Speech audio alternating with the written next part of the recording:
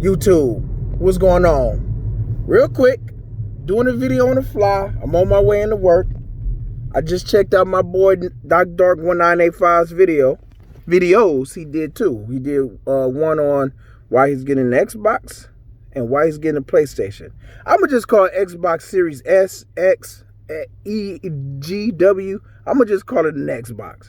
I'm not about to jumble myself up, but he made some very good points that I actually considered listening to him. There are a couple things that I want to challenge him on, but and I will, throughout the video. But for the most part, it was a great video. I would say for somebody like him, and if there's other people like him, I get it. Check out his video. And y'all make your determination too, because there's a lot that he said, and I can't repeat everything he said. But there are a couple things that he said that stuck out to me. But Doc Dark 1985, there's levels to this. That's his video. I mean, that's his channel, man. Check it out. It's a dope channel. I want to say some stuff though, man. I want to talk about why I want a PS5. Why I want one. And he said one of the things in the video where he was talking about faith and trust.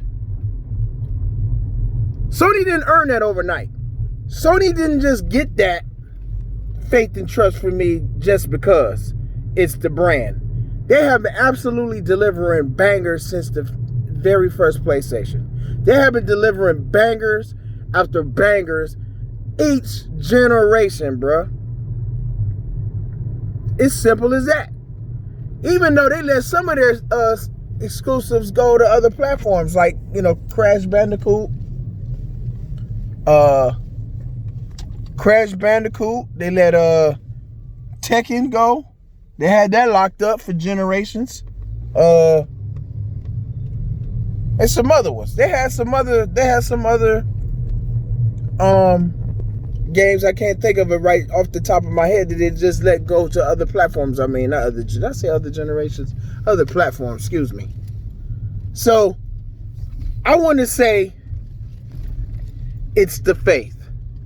I know, not that I believe.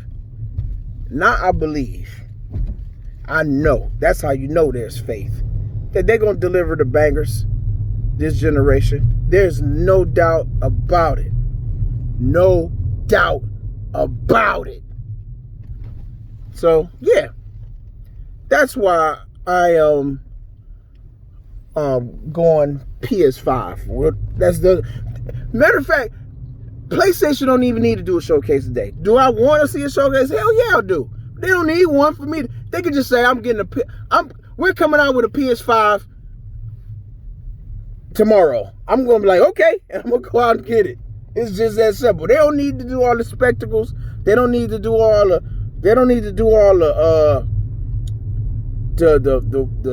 the presentations and teardowns and all this stuff they doing. I don't care.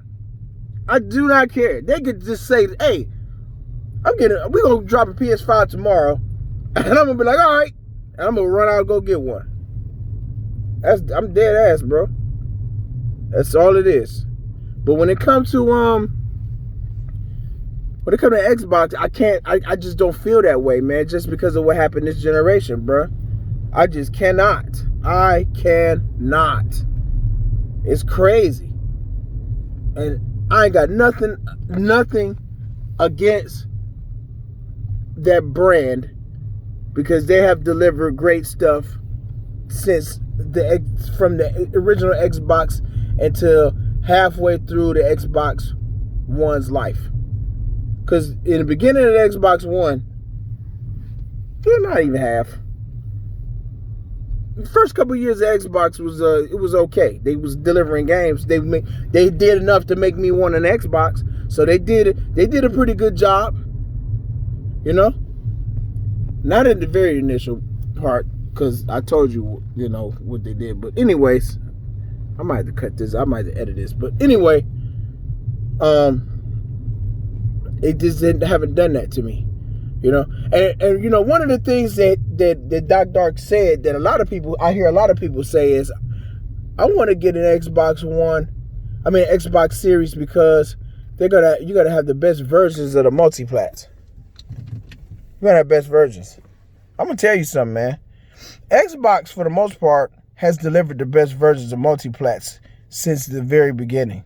Since the first Xbox, to the Xbox 360, to the Xbox One, no, but the Xbox Series, yes. So for the majority of its life, majority of the Xbox brand existence when it came to consoles, they've always delivered the best third-party looking third-party games. But were the difference that big? No. There was a bigger difference in the beginning of the 8th generation with the Xbox 360 and the PS3. And a lot of that came down to like frame rates and textures. You can definitely see the difference. But for the most part, the differences were negligible. Especially with the original Xbox. You did see a difference between the original Xbox and the PS2.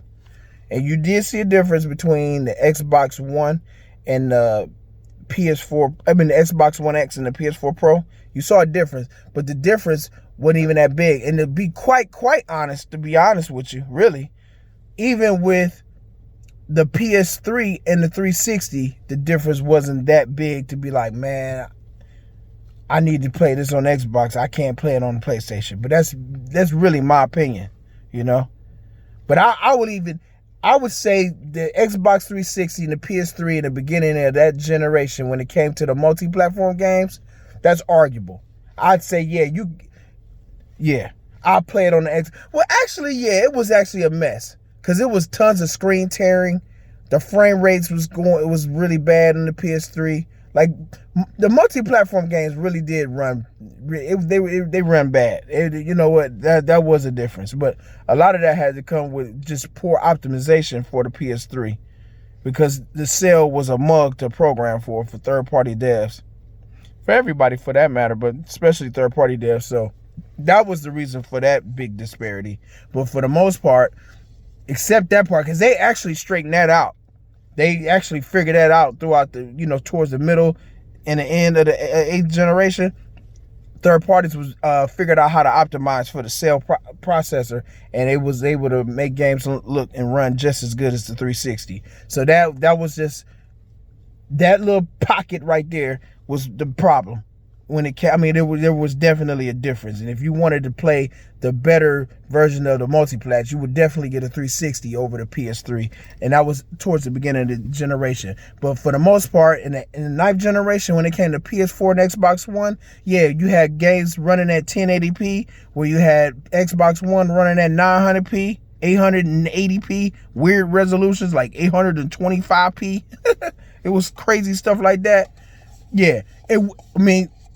It wasn't really that big of a difference. I saw a difference, definitely. I saw the difference between 1080p and 860p. I saw differences, but were the differences that big where I was like, oh, hell no. No, it wasn't that big of a difference, man. It really wouldn't have been no difference if they'd have had a bunch of more games to play on. I don't care what the resolutions is. Them games was banging. They were just banging. You know what I'm saying? So, again, I saw the difference, but it wasn't that big of a difference. It wasn't like I would much rather play games on a PS4 than Xbox because of that small gap in resolution. You know what I mean?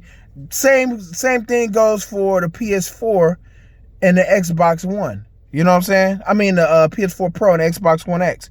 The difference was so small. The difference was actually even smaller to me. But even then, even if there was that same gap difference, I'm still getting the same game. And the games look just as good to me. We would have to do the digital foundry breakdown in order for me to see the difference between those two versions of the Multiplat. You know what I mean? Like, you had to put them boys side by side to be like, okay, yeah, I see the difference. You think that small of a difference is gonna destroy or ruin my experience? Is that small of a difference worth paying $500 for? $500 extra for? You know what I mean? $500 extra. No.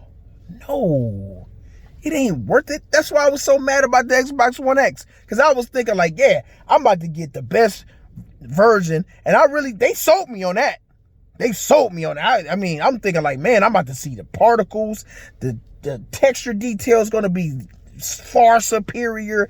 I'm going to see the particle effects is going to be amazing. No, all I really saw was a resolution bump. It was just a resolution bump. Did I see a difference? Yeah, I did. But it wasn't that big of a difference. Like, damn, I paid $500. No, it was not worth $500. And I'm pissed off about that. I really am.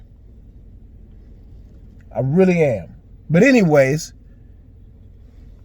when we talking about the best versions of the Multiplats, it's never been that big of a difference. Even back in the PS2 and the Xbox, there was a difference then. And honestly, I would say the gap was about the same with the original Xbox and the PS2 and the Xbox One X and the PS4 Pro. It was that big of a difference. It was like, okay, or that small of a difference. That was it. I still gave majority on the PS2. Gave majority. You know? So it really didn't matter to me. You know what I'm saying? I ain't gonna lie though, some of Xbox exclusive games really pushed the boundaries of what the Xbox can do, which was really amazing. Chronicles of Riddick, and Splinter Cell. Holy shit, those games look incredible on the original Xbox. I don't think the PS2 could have ran those games looking like that. But I mean, for the most part, those Multiplats, they were I'm just gonna say no difference. If you gotta nitpick to that point, it's just really no. Because let's be real. You're nitpicking. You're nitpicking at that point. When you looking at stuff like you're nitpicking, you know what I mean? I can see if it was 1080p and 4K. Yeah, you could definitely see a difference in 1080p and 4K. The people out here talking about you can't. You can. You can see, it's a big difference between 1080p and 4K. A huge difference. Anyway, that's all I want to say. When it comes to these Multiplats, there's no difference. 900p to 1080p, so what? 800p to 1080p, so what? So what? The game, it's the same game. It plays the exact same. It's the same fun, the same game. It ain't that big of a difference. You know what I'm saying? So, 1440p, 1600p, 4K, nothing. So what? So what? So what? So what, man? And I don't want to hear nobody gaming on anything smaller than the 65-inch TV talking about some